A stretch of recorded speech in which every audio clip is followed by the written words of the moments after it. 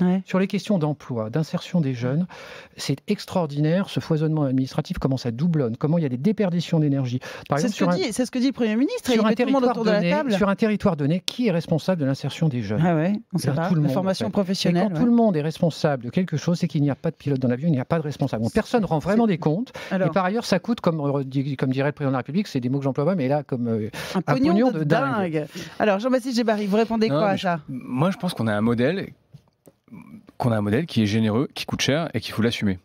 Et si on regarde un petit peu ce que coûte aujourd'hui la protection sociale, à 80%, c'est l'assurance maladie, donc la santé, et les pensions, donc les retraités. Soit on se dit que tout ça va s'améliorer, ce qui n'est pas le cas, parce que démographiquement, la société vieillit, je peux vous garantir que ça va pas s'améliorer, ça va continuer. Non, mais le chômage va baisser avec la société qui vieillit. Il faut le dire aussi, quand même. On peut pas dire à la fois on a un modèle généreux qu'on veut préserver et dire on va baisser les taxes et les impôts pour tout et pour tout le monde. Ça, c'est archi populiste.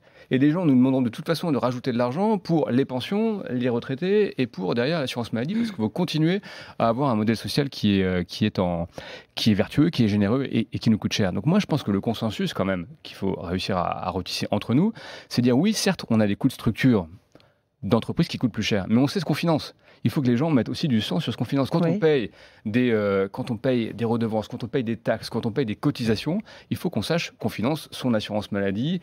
Et franchement, moi, les discussions que j'ai pu avoir avec les uns et les autres, c'est parfois ça qu'on a perdu de vue. Tous collectivement. On a l'impression que l'impôt, il part on ne sait pas où, qui sert des intérêts X et variés sur fond de népotisme massif. Enfin, on est vraiment dans un discours parfois public, politique et pas rationnel. Je pense que ça, il faut réussir à le dire. Après, sincèrement, sur la sphère publique, le millefeuille administratif, c'est epsilonesque sur ce qu'on paye en termes de modèle public, social. C'est vraiment... C'est pas ça qui coûte l'argent. On disait sur 1 000 euros d'argent public, l'organisation de l'État, c'est 1 euro.